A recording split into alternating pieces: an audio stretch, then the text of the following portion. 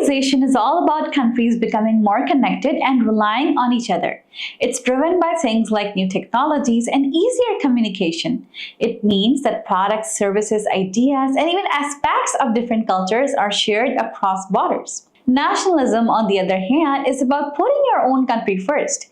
It's about focusing on the identity of a specific nation, often at the expense of working with other countries. Here's a quick look at some key aspects of globalization and what it is doing to the world. Economic integration. Globalization has created a giant interconnected global economy where money, goods, services, and people move freely across borders. Big companies and trade deals are making this happen. Cultural exchange. People are consuming media from different parts of the world. This means that we are getting exposed to different cultures, languages, traditions, and ways of life, and this has created a sort of cultural melting pot. Technological advancements. Thanks to new tech, especially the internet and social media, it's way easier to connect with people and get information from all over the world. This is changing the way we communicate and learn about things. Political cooperation. Globalization is also pushing countries to work together on a global scale.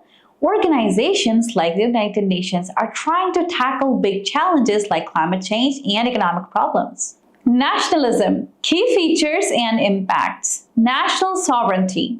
Nationalism puts a big emphasis on a country's right to make its own decisions without outside influence. This can sometimes mean pushing back against international agreements or groups that might be seen as a threat. Cultural identity. It also creates a strong sense of pride in the nation's unique values, culture, language, and traditions. Nationalists often want to protect and promote their identity, sometimes even resisting outside cultural influences. Political unity. Nationalist movements aim to unite people around shared goals and values. They rally support for leaders and policies that put the nation's needs first. Economic protectionism. When it comes to the economy, nationalism often supports policies that protect legal businesses and workers from foreign competition.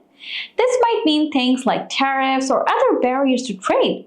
Globalization and nationalism, opposing forces. Globalization and nationalism often find themselves in direct opposition, creating a complex web of tensions. On the economic front, global trade agreements and multinational corporations can disrupt local industries. These disruptions often lead to job losses and economic insecurity, which further fuels nationalist movements that advocate for protectionist policies to shield domestic economies from global competition. Culturally, the increased exchange of ideas and customs facilitated by globalization can clash with nationalist desires to protect traditional cultural practices. Some nationalist movements resist the influence of foreign cultures because they fear that they will threaten national identity.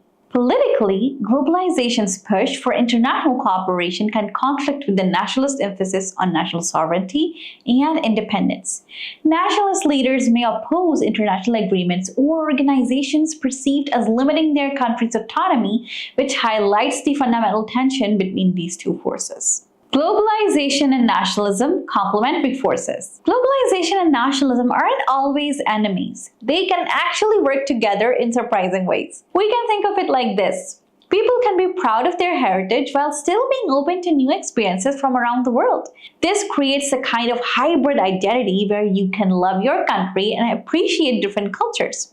This mix can even make national cultures richer and more exciting. Nationalism can also use globalization to its advantage.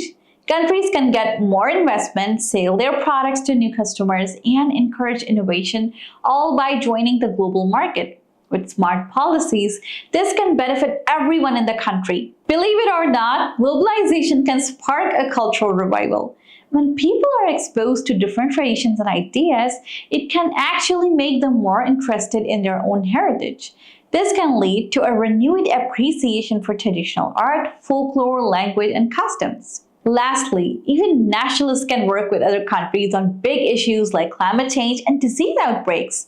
These problems don't care about borders, so everyone needs to pitch in, even while looking out for their own interests.